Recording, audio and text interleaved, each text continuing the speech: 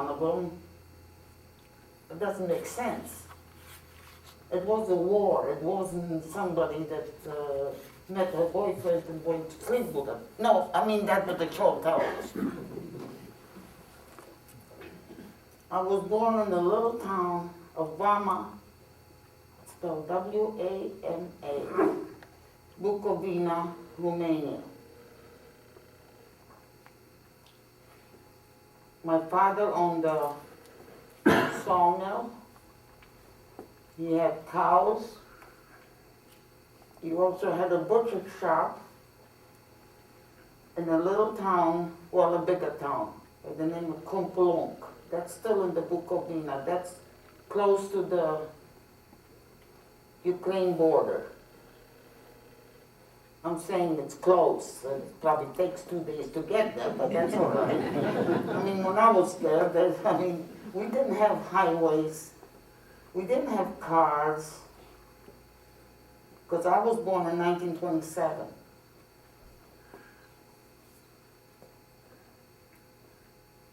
My mother came from a very religious family. According to what I was told, my grandfather was a rabbi. But it seems like the rest of the sisters didn't follow the religion. Because my mother married my father, and my father had to turn Jewish. My father wasn't Jewish. But once, I don't know if you know anything about it, once you get circumcised in the Jewish faith, you're Jewish. Even if you're a Christian, you're Jewish.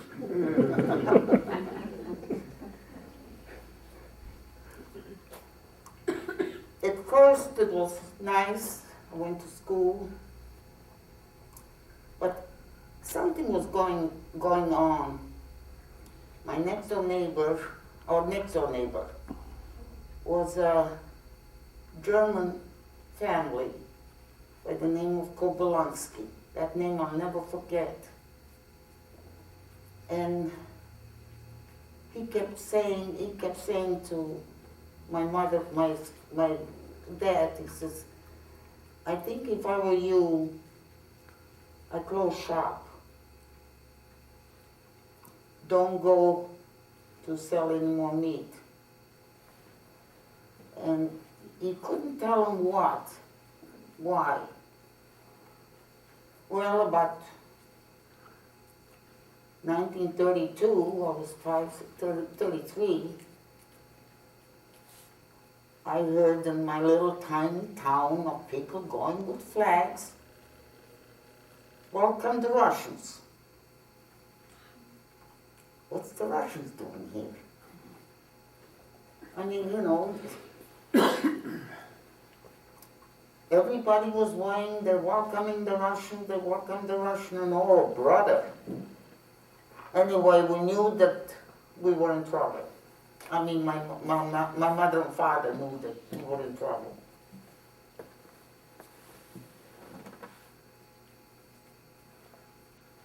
It was something like 8 months or so. I can't recall the exact. Tried to put it down on paper, but I didn't have no pencil.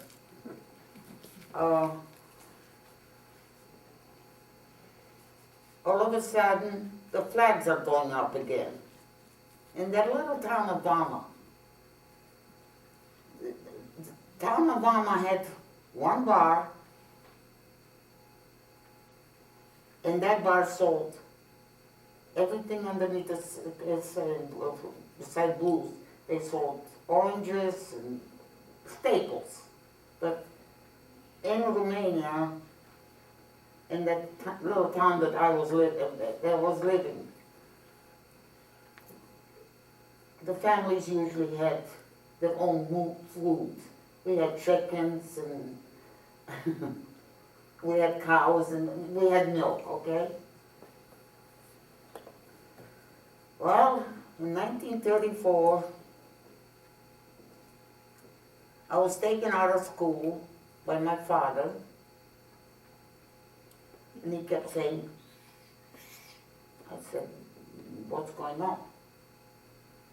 Well, I found out when I was out of school, they had the Jewish kids on one side and the Christian kids on the other side. And here I'm coming out with my father, and I said, huh? What's going on? And my father says, the Nazi have invaded us, and now everybody, they kicked the Russians out, and now everybody's welcoming the Nazis. You know, they figured out to turn around and to be good to the Nazis. Kobylansky was there. He was already an SS man. And his son was an SS man. And he said to my father in German, he says, go to my mother, go through the fence and go to our yard. And don't go, take Annie with you. My name was Anni. It wasn't spelled the same way as now. And so that's what my father did. All of a sudden I see my mother, and I see my sister with him. She was only what? She was 3 years old. She was a baby. I can recall I wanted to run to my mother. Not that I liked her very much, because my father used to take me down in Romania into that bar and used to buy me a pork sandwich. And every time he bought me a pork sandwich, I used to come home, and guess what my mother had? Soap. And she used to wash my mouth up with soap, because I was non-kosher.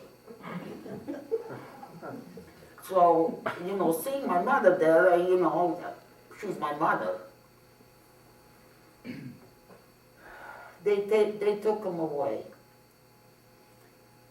They took him by cattle train. And they took him to the Ukrainian border. Between Romania and Ukraine was a waterway which is called the Dniestro. It's like the Susquehanna.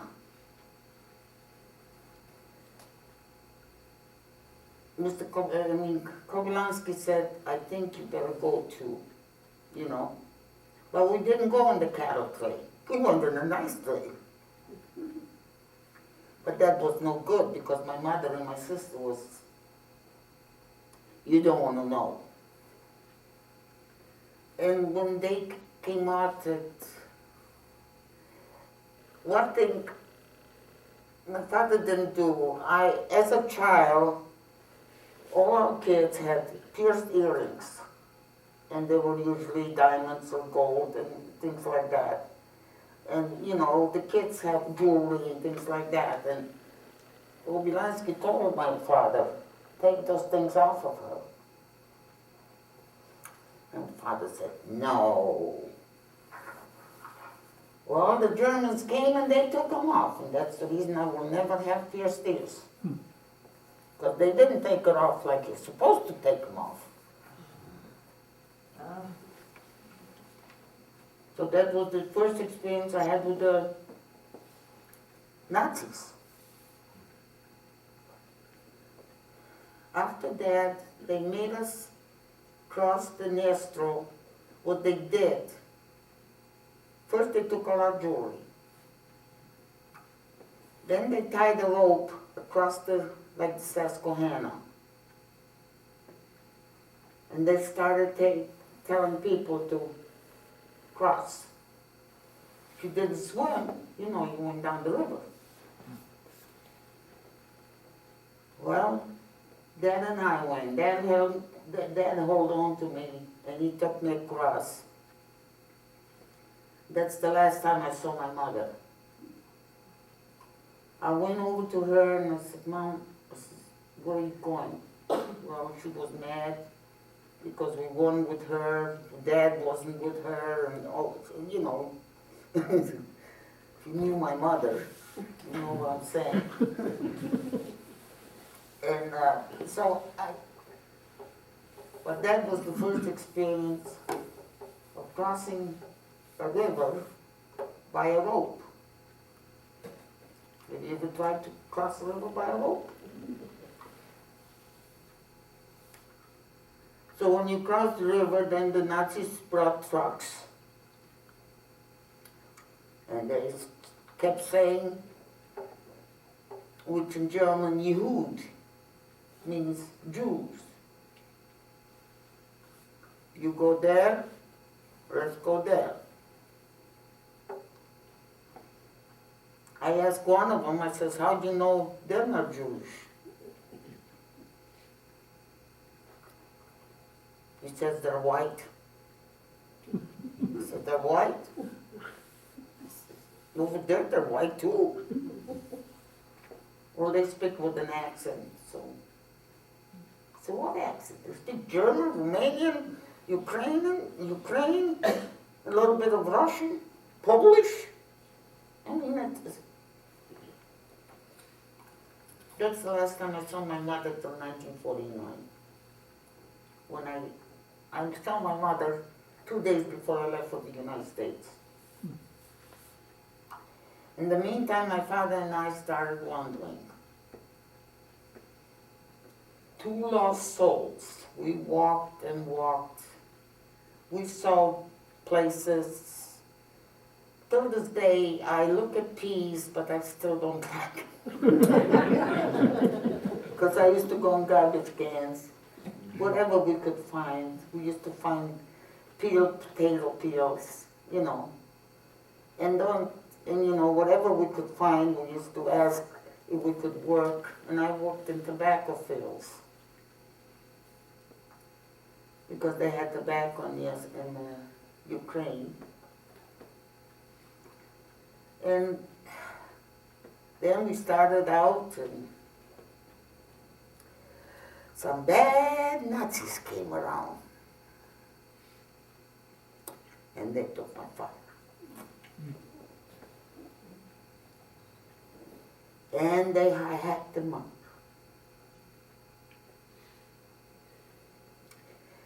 And they hung him. And they said kosher, they put a sign on him. Translation, kosher meat for sale.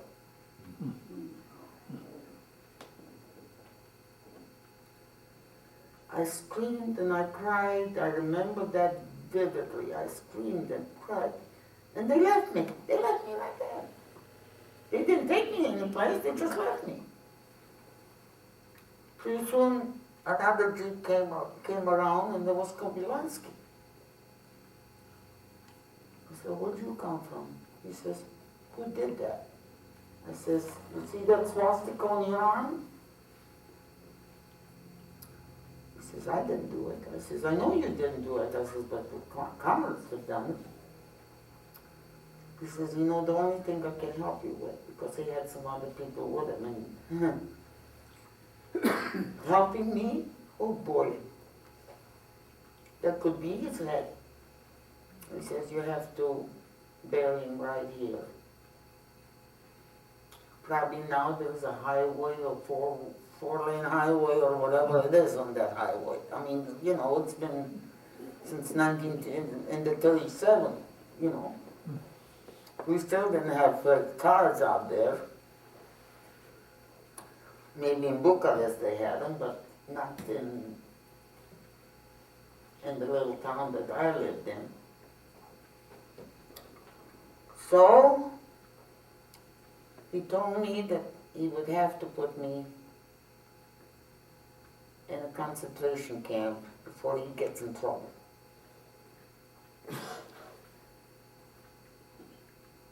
I asked him one thing, I says, please, because what they did when everybody had a number, but a miracle happened.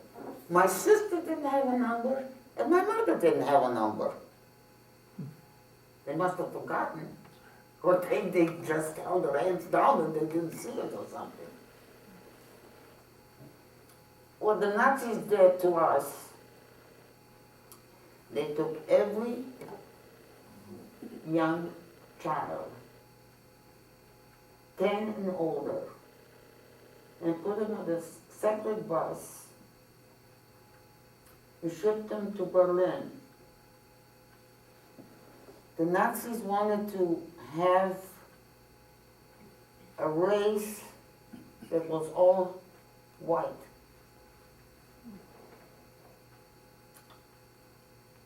And those children would have white children.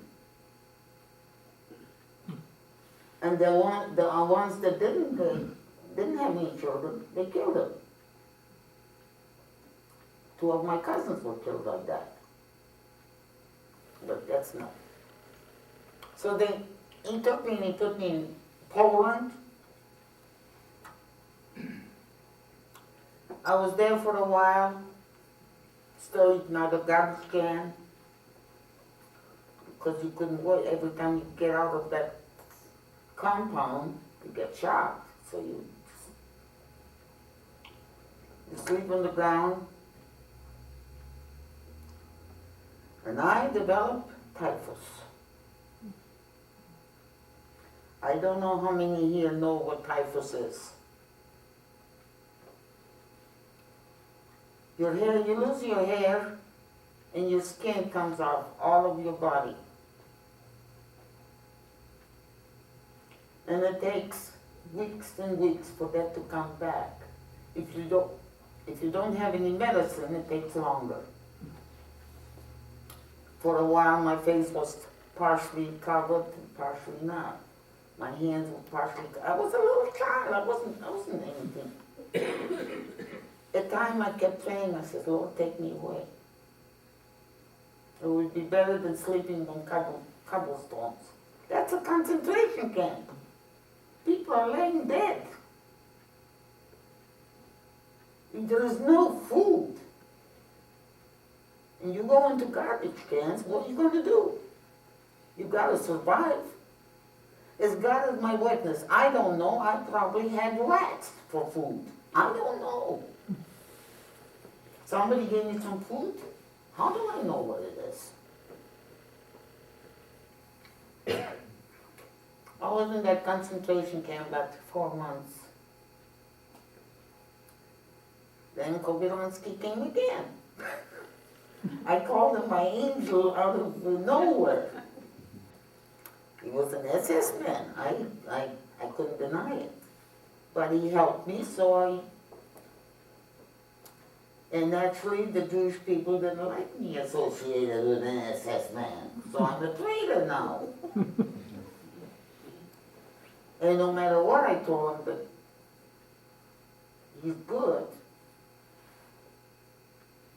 And then when he left me alone, because somebody heard it, and they went and told, it's like a gossip. Hey, he's in with the Nazis. He's good, man. Maybe you should.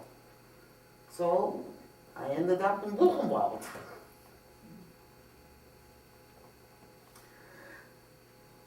That was a little bit better. It wasn't cold. I didn't have any clothes.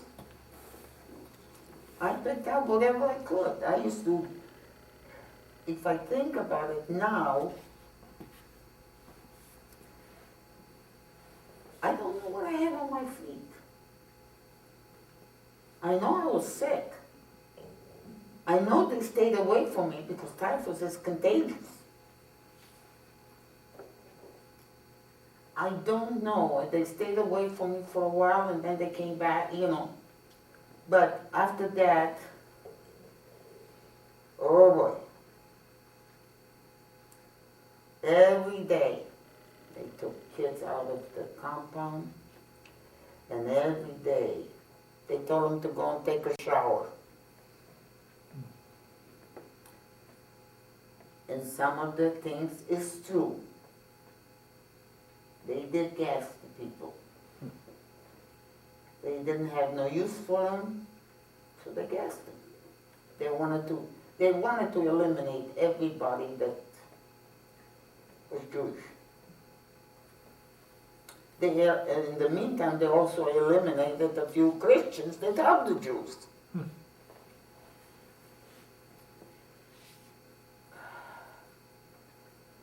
After that, it was so nice not to hear bombs going off. You know, after a while, your head feels like it's exploding mid-air. How I ended up in all those places, I can't remember. I know I just ended up in those places. How I got there, I don't know. But somebody must have taken me. I ended up in Bucharest. You heard about it. And over there, I slept in a cellar. In Bucharest, they had houses, but they had cellars on the outside. And so you opened up the door and you just crawl in there, and at least it was dry. But I was too close to the oil fields. And they did a good job of them. And you know, the smoke and everything else, sometimes I didn't even show my head out the door. And the water I drank was whatever fell on the ground. That's the water I drank. I didn't have any water. And you know, and today they say, oh, the water in the well is no good. It has all kinds of things. I should have been dead by then. If I wasn't dead by then, it doesn't make sense.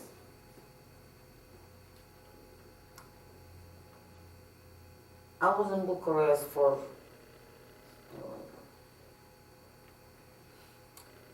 I was like a lost child. I didn't have no parents. I didn't know where my mother was. I didn't know where my uncle was. I didn't even know where the rabbi was. I was all alone. The only thing with this, I didn't have no papers. I didn't have nothing. I only knew my name. That's it. In the town that I came from. So when you're in Bucharest, and you see those Nazis walking around, you try to hide. But there's no place to hide, literally. But you try to be inconspicuous. I mean, you know. Sometimes they thought I was a boy, because I wore pants. I found them probably in a garbage bag, in a garbage can or something like this. I don't know. My aunt in New Jersey used to say, we used to send clothing to you. I said, you did what? Where did the clothing go to? I said, you mean you send them to Europe? You send them to Rome? I said, didn't you read the paper that was a war on? And they said, yeah, but the clothing, they knew that people have to eat and have. This is all good. Nazis have a good time wearing clothes, having towels that they send to, you know, wash. The same Claridge Hotel, Lakewood, New Jersey.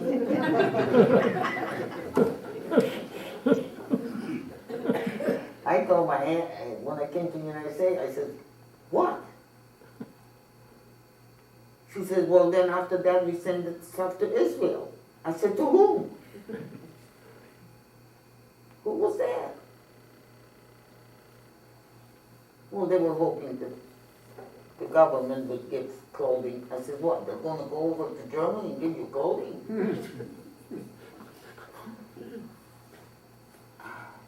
There's a lot of people that don't believe all the things that happened.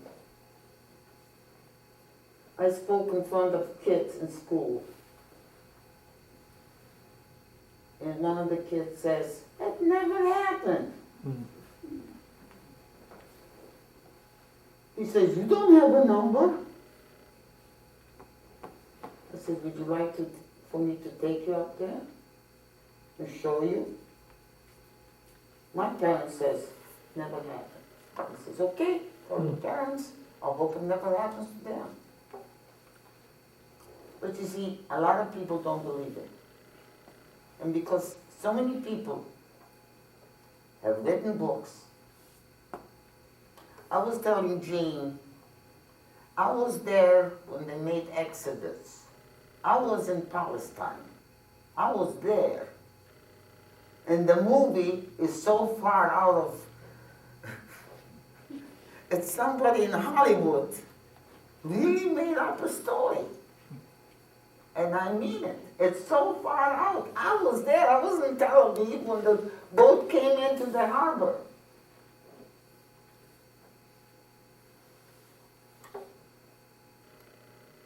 So that's the reason there is a Dr. Ruth. She comes from Hungary. I don't know where she got her doctor's degree, but that's all right. She came to Binghamton. She gave us to give a lecture to us. I don't know what it was. Something it had to do with marriage encounter or something like that. And when she opened her mouth, she says, "Holy smoke, she speaks worse than I am." I mean, she has a worse accent than I have. And so I went into the ladies' room, and she was standing over there, chasing it up.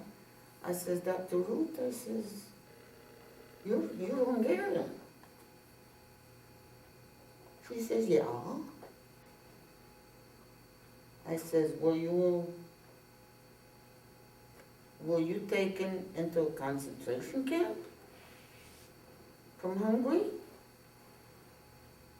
She says, "Read my book." Read my book, buy my book. I said, "Dr. Ruth, I come from that country. I lived it." I says, "I don't think too many Hungarian people were put in a concentration camp. Because most of the Hungarian people changed their names from Levitt to Kedar. And who's Kedar? Kedar is the Prime Minister of Hungary. So, you change your name from one thing to another, and you take a name, but that's the only thing she said. "I don't want to speak to you." I says, "Why?" She says, "Buy my book."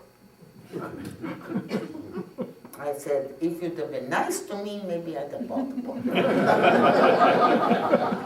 But I was in Bucharest for a long time. I lived in a cellar. Then the owner of the cellar was a Jew.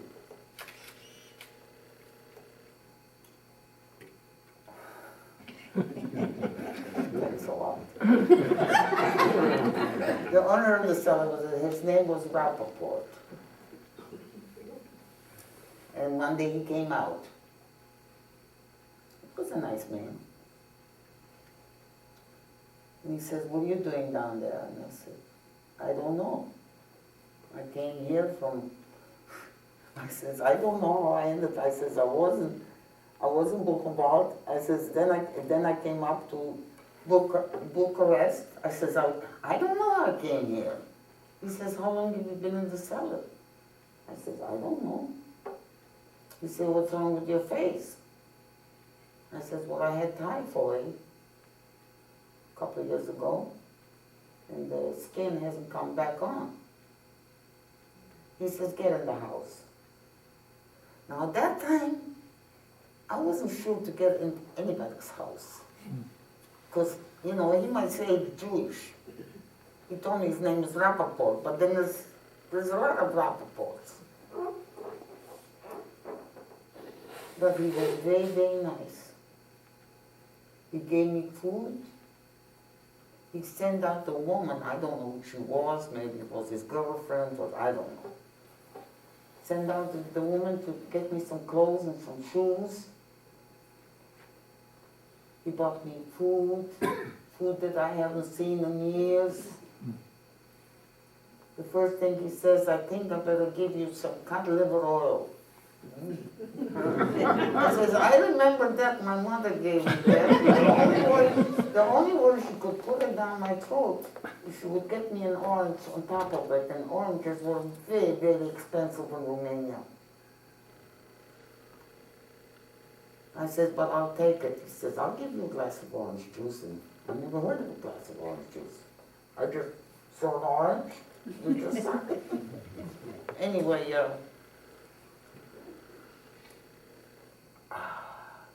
he was a very nice man. I asked him, I says, how come you're still in your house? You still have your yard?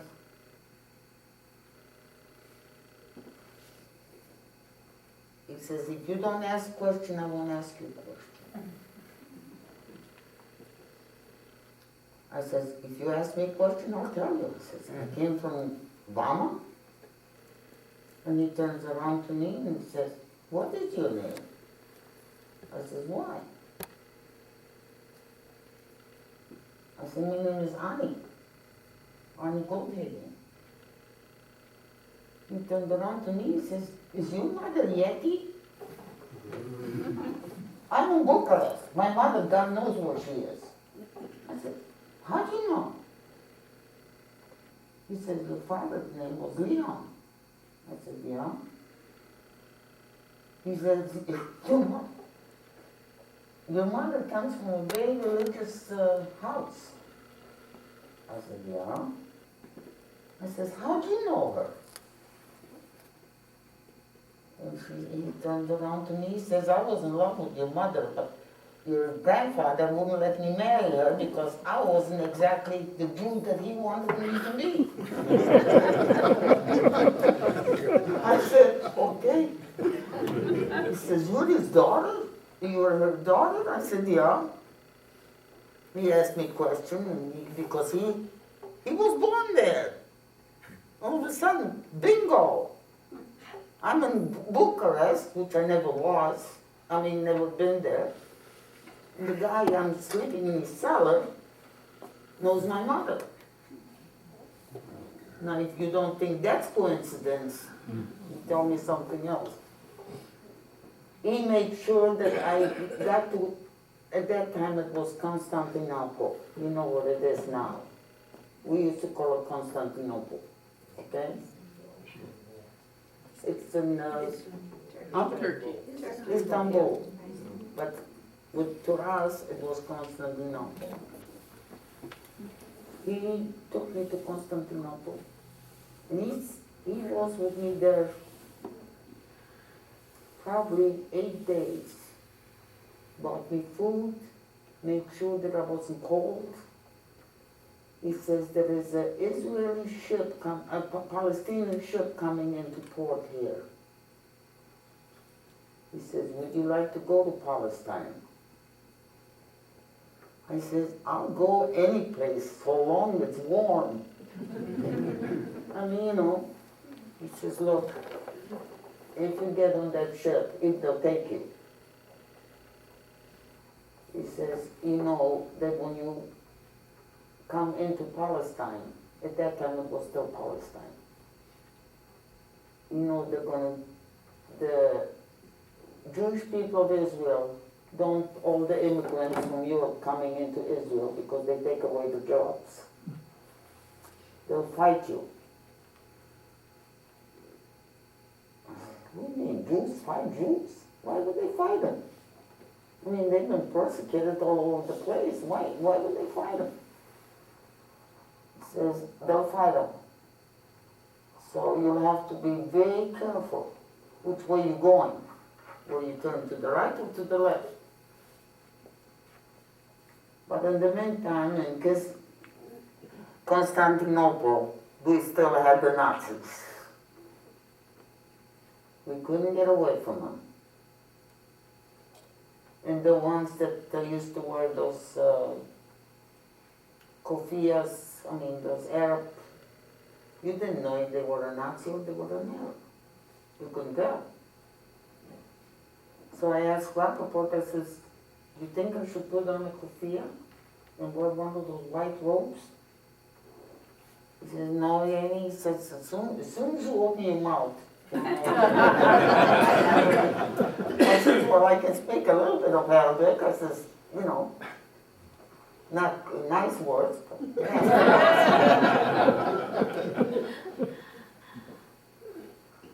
it took more than 2 weeks. It was, I think he left me there, but he left me enough Turkish money. He left me enough clothing. He said that he couldn't stay there any longer, but when the ship comes, don't start running towards the ship. He says, I want you to stay put, and then when somebody gets off the ship, just tell them that I paid for the passage. I said, okay, I'll tell him. Well, I'm sitting there, sleep on the bench. It's nice. I open my eyes and the Arabs staring at me, and I keep saying, they didn't like what I said. But that's the only words I knew. Good. And finally, 3 ships arrived. One was the Bulbul, that's the name of the ship. One was the Tigris, and one was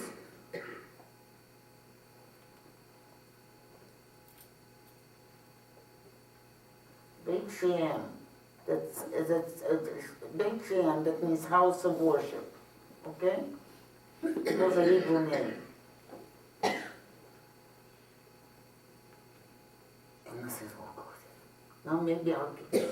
But I looked at the ship, I says, oh my God, that is worse than the cellars. I mean, you know, there was no down below, you know, there was nothing. There was just a ship with a deck. And you could see that the ones that were navigating the ship, standing out there, and you know, and I'm looking, I said, well, I'm looking to see, what do you sit? I found out. I found out the hard way. You just get on it. And they weren't too nice of people either. I went on the Bulbul. The other 2 ships, we finally got out of port. We had to go at night. And when daylight showed up, the ship that was next to me capsized.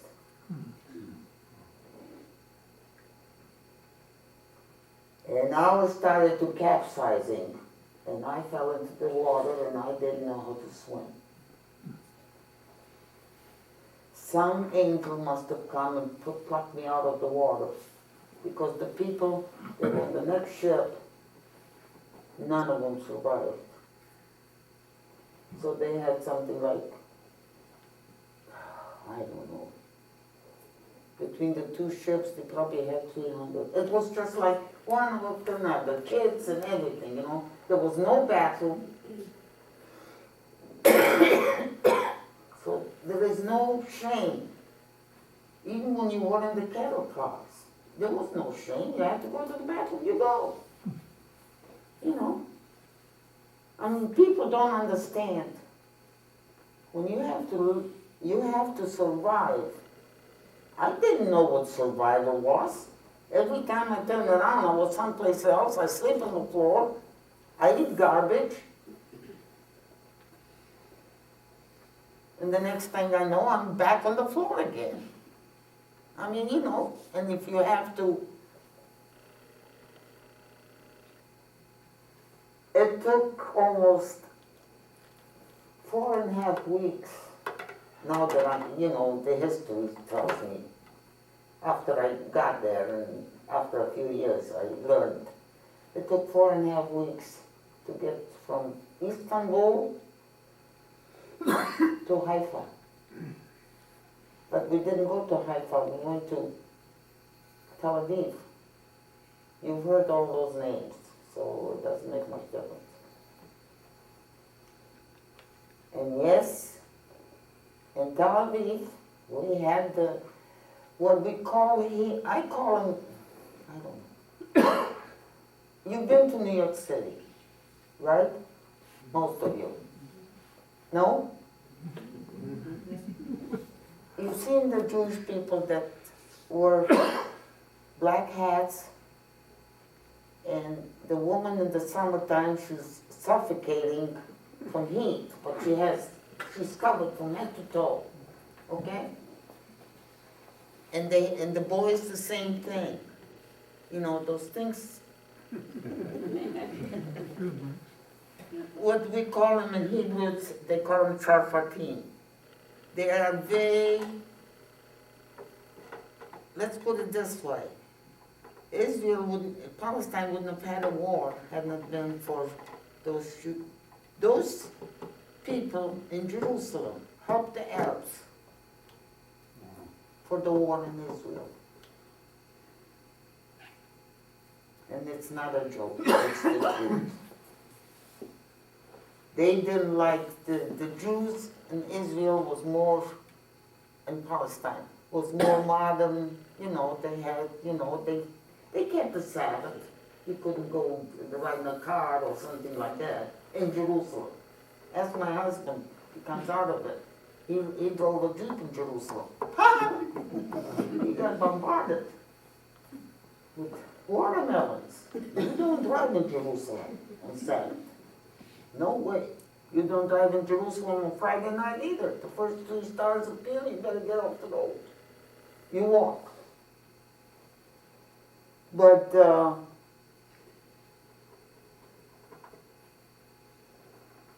I got there, and they said that some of the people on the third ship didn't drown all of them. And guess who was on the third ship? My sister. A little girl. When she got off of in Haifa, she looked at me and she says, I asked her, I says, are you from Rama? I didn't know, I didn't recognize it. She says, yeah, but she says, I said, where's Mama? I don't know. I says, what have you been? I mean, it's 1944. Where have you been all this time? Well, she told me the same story. She ate dirt and she ate that, and they took everything away from her. And she says, a guy that used to live next door to us, remember? She says, I was a little girl. He always used to give me corn. And corn, only pigs eat it. Till I came to the United States. Yes, pig. I never heard of corn. Now they call it polenta. We used to call it one-legged. Oh, God. And to make it, I've talked enough. Make a long story short, it was, if I tell you every little detail that happened in camps, it would make you sick. I've crawled so many over dead bodies that after a while I didn't know if they were dead or they were alive. I didn't even care. Then I came to a land of freedom, to Haifa. And I go out on the street and I get shot at. And the next thing I know, I'm trying to go to a store over there. I just forgot the shots. And there's bodies laying on the sidewalk. Oh, God. The Nazis are now in Israel, too. You don't know.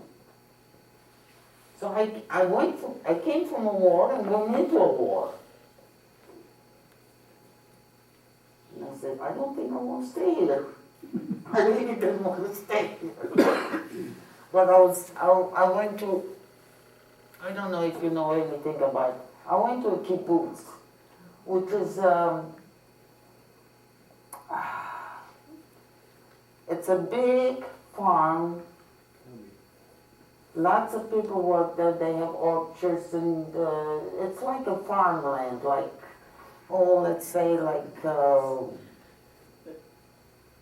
on the way to Nichols, but it's bigger. You know, there's cows and things like that. And people move into a kibbutz like that.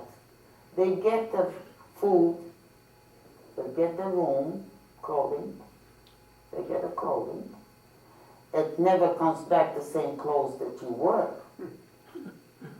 But you get clothes that you can wear. You get up in the morning at 6 o'clock in the morning. You go out in the fields. You pick grapes or whatever else that's out in the fields. Then when you come in, you have to put your feet in a lye to disinfect your feet when you come into the main, you know, the dining room, and everybody is assigned a job. They have a doctor. They do not have a hospital. And I was only in the kibbutz about, I don't know, 4 weeks. And I hear somebody hollering over a big loudspeaker. They already changed my name. My name from Annie went to Hannah. And I didn't know what Hannah was. Nobody bothered to tell me. And I just listened to listen. And then they finally say, oh, I mean to say, Anni, you have a sister here. She's in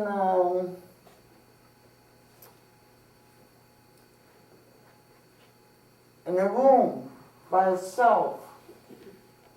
She has typhoid. And nobody has had it here. So would you go and take care of her? You know what again? So I went to the door, and my sister really scared me. She didn't know who I was. She saw my father being hung, and she wasn't with me. She saw all those people being killed and thrown into a grave. She saw her share, but she wasn't hurt. But now she's hurt. And I kept telling her, Lena, Daddy is dead. I said, where's Mama? I tried to get her. I said, where's my mother? She didn't know. She said, she left me. That's all she said. She left me. I said, how can she leave me?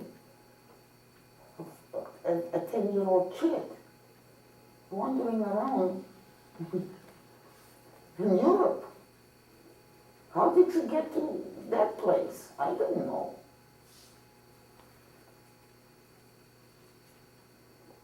To be honest with you, unless you live through the horror that I have seen, I hope to God you never see it. I hope you never see anything like this ever again, whether you're white, black, colored, yellow, or whatever. Don't ever let them. That was worse than a crucifixion. They'd taken my father and, put him on a tree. But when they chopped his limbs, come on. You're a little girl looking over there and blood flying all over the place. And you don't dare say a word because you're afraid. You're next. Would you say a word when somebody does that?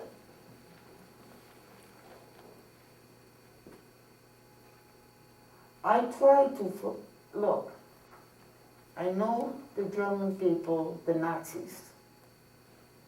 Look, they're good Jews, they're bad Jews. They're good Christians, and some of the Christians are not so good. Okay? Especially lawyers.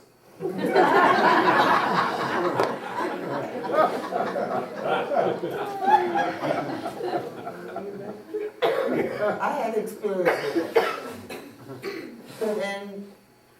But nobody should have to suffer. I know you probably read the book by Anne Frank. That's a good, fictitious boy that they make millions and millions and millions of dollars from Anne Frank. You've seen the movie. Yes, the Danes were very good people. So was the Catholic Church. They took in people. Yeah, well, at one time I found myself in a cloister. I'm looking around and says,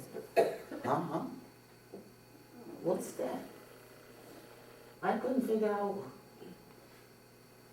And pretty soon somebody came in, just talked to me in German, and I answered them. And he says, you're safe, but we're supposed to be quiet. I says, I just want to sleep on a bed. But their beds are not that good. The mattresses are normal.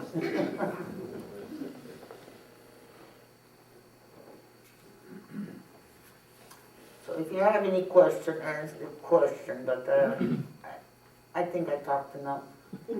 Did you get inducted? Go ahead. Did you get inducted in the army? In Israel? Oh yeah. They took me out of the movie house. We have a movie house in Haifa that the top opens up in the summertime if it doesn't rain, okay? And if it rains, the top comes together. My girlfriend and I were just walking into the movie. The next thing I know, you're in the army now. And I'm looking over there, and that was in Hebrew. I said, me don't speak the English, don't speak the Hebrew. And I spoke it in Romanian. I figured out this guy doesn't know what we're talking about. He says, yes, I know. He says, you're in the army, and so is Molly. He says, what army? He says, what do you think it was here in Haifa? I said, dead bodies. Why am I in the army? Where am I going? Well, you gotta go to boot camp. I said, where's boot? Look, I'm ignorant. I only had four years of schooling. And then the war broke out. And I ended up in Israel after the war. I said,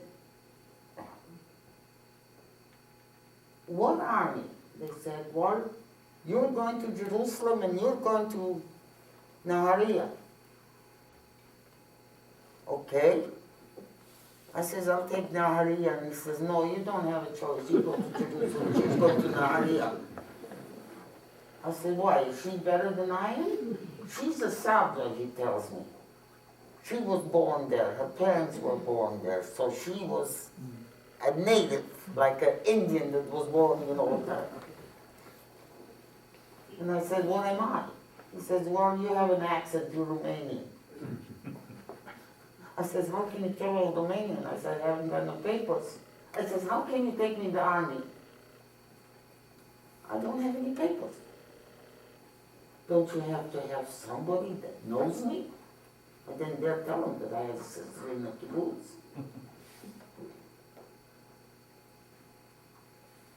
So I was in Jerusalem and they inducted me in the army, and then all of a sudden I get a notification from the Israeli government.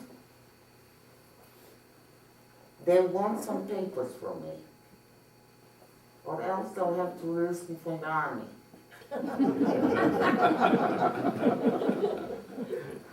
I turned to the guy next to me and I said, "You're joking, isn't it?" "No. Don't you have any paper?" I says, "Why would I have any papers?" I says, "My papers are between Ghana, Ukraine, Poland, Russia, Yugoslavia, Hungary." I says, "I don't know where they are." Well, they let me go. I was only in the army for about 9.5 months. I didn't have to go to the front. But if you think that the soldiers are getting indoctrinated in the United States, you haven't seen nothing yet in Israel. Nothing. You couldn't survive what they do in Israel. I mean it.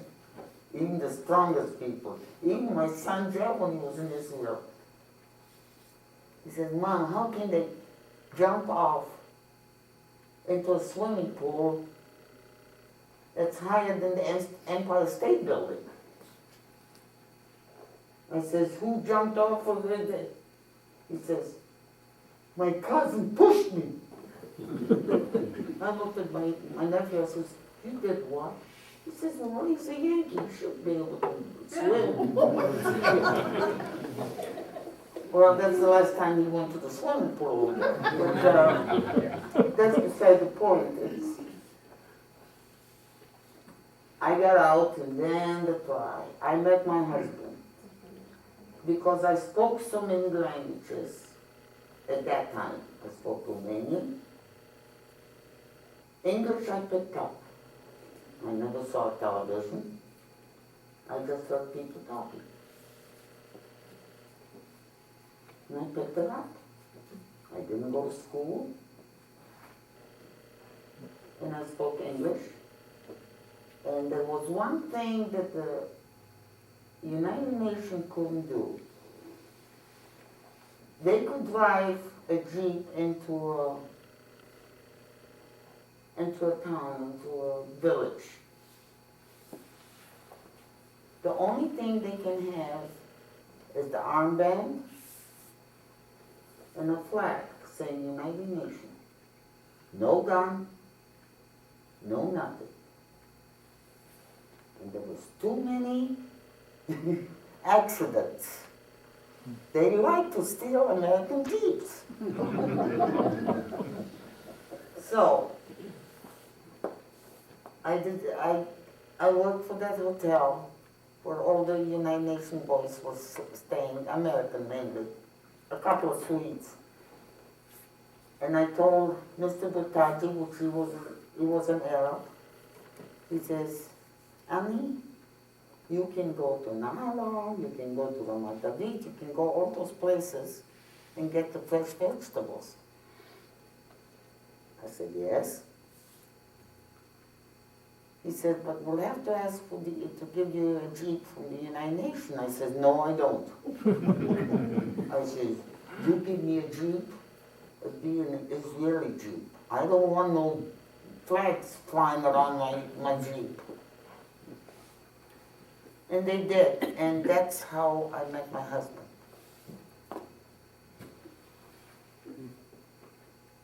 I met him July 1st. Oh, I knew him beforehand. But me and him didn't have good rapport. I kept saying, if he goes out in the front of the hotel, I said, that gal that sits across the street from me was an army camp, and she's sitting over there with a stand gun, pointing exactly at the hotel. And if she wasn't a friend, it would be a disaster. Then I got married the 26th of July. And I've been married 58 years. To the same God. Annie, the Yeah. question that was going through my mind, But you were talking about when you were eating garbage and stuff. Yeah, And then when that, Mr. Rappaport Uh-huh. fed you, uh-huh. how were you able to, they say if people been starving, that they can't handle a lot of food at once. Oh, I handled food. You never saw me handling food.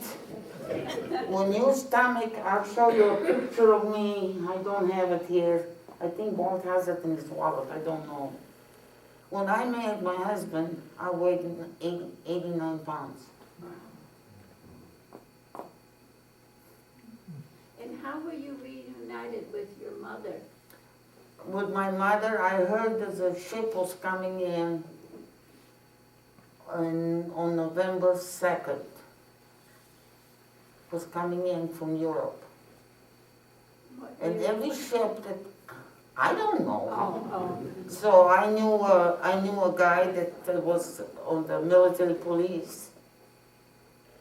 And he was a friend of mine from way back. And I asked him, I said, so long you're a policeman on the seashore. And Haifa says, how about letting me in to see who's coming out? Well, the people that been coming out that I used to go down to see who's coming out from the ships, they look so pathetic. They look so ragged. They look, they hold what do you call it, a sack, a small sack, wrapped with, things. And they used to go to this side and they used to hand them a ticket. And they used to, the ticket was for a bed and a mattress. And then they gave them another ticket for food. But all those people had to go and be disinfected, before they could come in contact with the people of the city and the village. Or they all had families there, but this time, I'm looking and I said, I told Tree, I said, these look like, where they come from? And he looks at me, he says, from Cyprus. Cyprus? I said, why, did they work over there or what? I mean, I didn't know. They still were, not dressed up. And all of a sudden, he said to me, he says, Anna, he says, I said, what are you looking? He says, see that lady out there? She was coming down the plane. I said, yeah. I says, she doesn't belong there. She's probably the wife of a captain or something. I mean, beautiful hairstyle, nice linen jacket, nice hat, pretty pocketbook, nice dress, lipstick.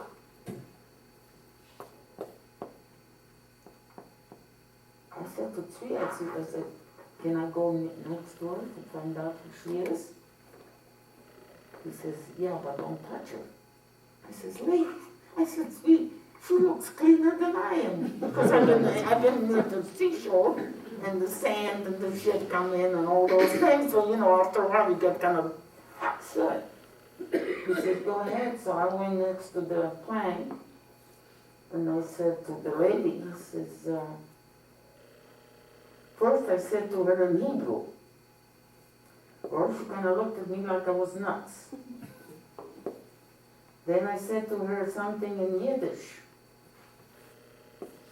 She kind of smiled. I didn't know enough Yiddish. I've been away too long and I haven't spoken the language. Between learning English and Hebrew, I didn't need another language in my vocabulary. In Arabic, that was another thing that I had to learn a little bit. Anyway, she came closer down and I said to her, I says, Ayum Yeti gold hanging?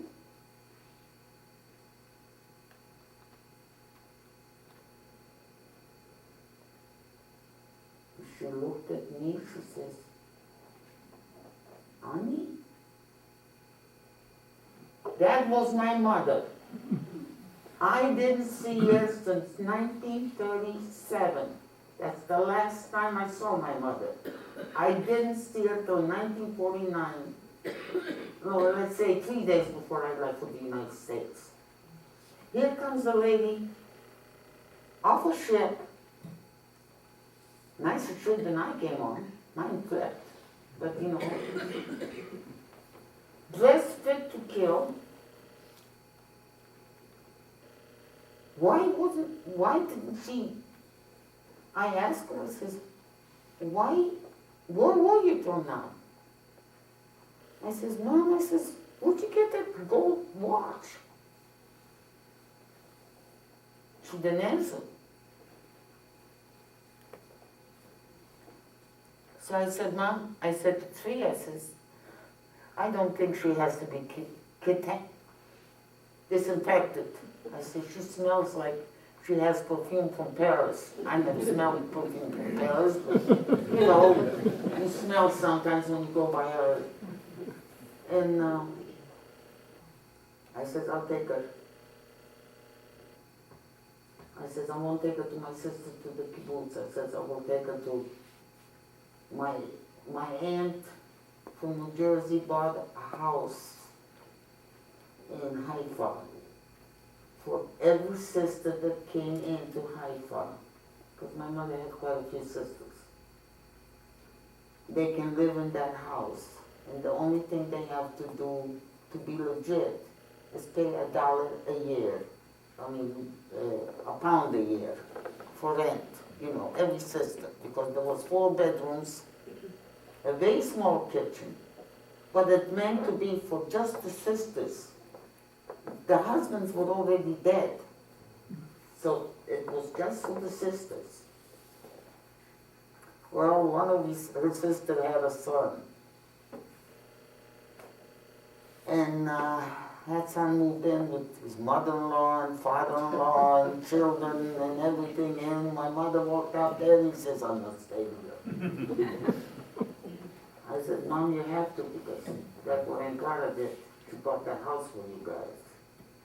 And I turned around to my cousin, I says, what are you doing here with your whole family?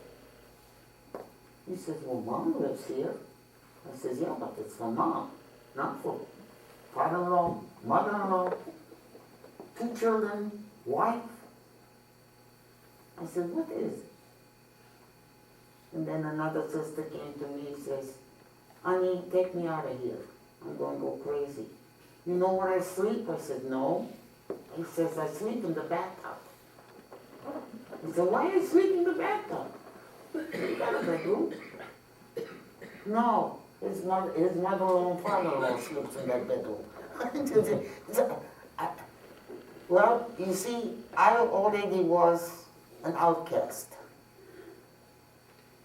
Because I married, walked, and I married in the Greek Orthodox Church. I had the same service as Jackie Onassis had. The whole thing, you know, and my cousin and my aunt were there. Well, my cousin and her fiancé were there, and they went to my aunt and wanted to know where Annie was. And my aunt said to Annie, says, oh, go to the movie. She's gone away, she's not coming back. There was a lie. But you see, they hated me so much that whatever they could do is sabotage my marriage. But we did get married. And that was legit. Because Walt's best man was the American consulate. And my best man was Mr. Pataji. Yeah. You should see my marriage certificate. Has 3 languages in it.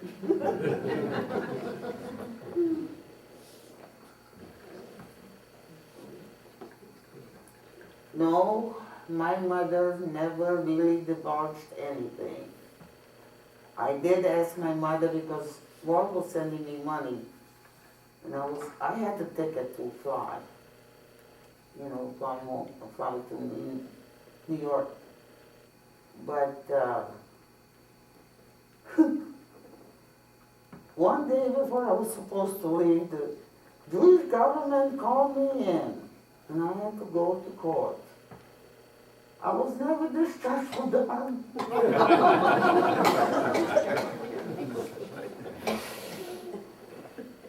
I said, you must be kidding, I got a passport already, so what? I had a Jewish passport, I had to get a passport to get out of there. And I says, I got the entrance visa to the United States, so what? I said, really, I don't know what it is. I said, what do you want me to do? Well, we can call Obama, the war is over. I says, you must be kidding. Go ahead, call. No, you have to pay for it. I said, crazy. And I wasn't very pleasant. I says, who brought that thing up that I need to be discharged? My cousin, the one that his mother and father-in-law was living in the house. Oh, you wouldn't believe what he did. I said, you tell my cousin that if he doesn't shut up, I says, I'm going to turn him in, tell him I'll turn him into the British Army and tell him he's a gangster. But this is not here nor there. I went through one war into another war.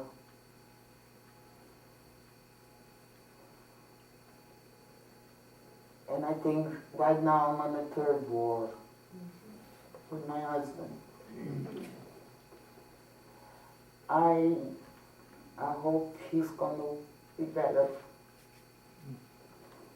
But we have to take it one day at a time. It's very hard. I go down there and such a brilliant mind. He is frustrated because he cannot pronounce, the words are not coming out the way they're supposed to. When he had the first stroke in Buffalo, the doctor said that part of his brains were closed up. And because he was comatose for 13 days, he didn't speak. He had tubes in his mouth and his ears, and oh my God, he looked like you could go fishing with all these tubes that he had, the things that they put on him. And then when he could speak, he never shut up.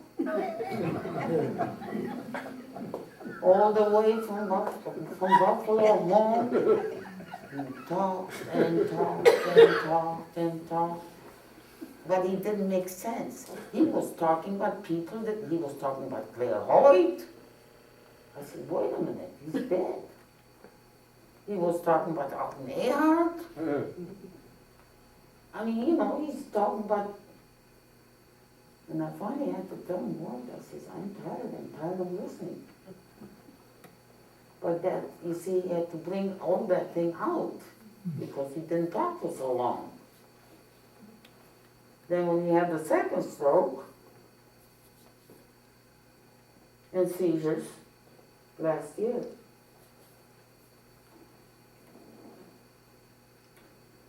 So Annie, you're a survivor, you'll be all right. yeah, I'm a survivor if I don't fall apart. I cried for about a week. So it just, I want to bring him home because I want him home. It's very hard to be in a big house like that. It seems like every creak. You can hear everything in the house. And you know there's nobody there, but you can hear it. Well, with all you're going through, Annie, we really appreciate you taking the time to come here tonight and talk with us. Thank Yes. you. Very much. Yes, It's it all is. right. Very much. There's more things, but oh, come on. If you put all those things together on a piece of paper, you forget most of the things. The horror of the whole war is, and when they said Saddam Hussein, you know, he's a good guy and all that thing, I've seen what the Arabs have done. I have seen it firsthand. And I'm telling you, it's not pretty. Not what I've seen in Iraq or Iran or anything like that. I've seen what they've done. After a while, you get numb. You know, you don't. So it's another body, so who cares? I mean, you know, you just. It's all right, you can leave now if you want to, because I'm done.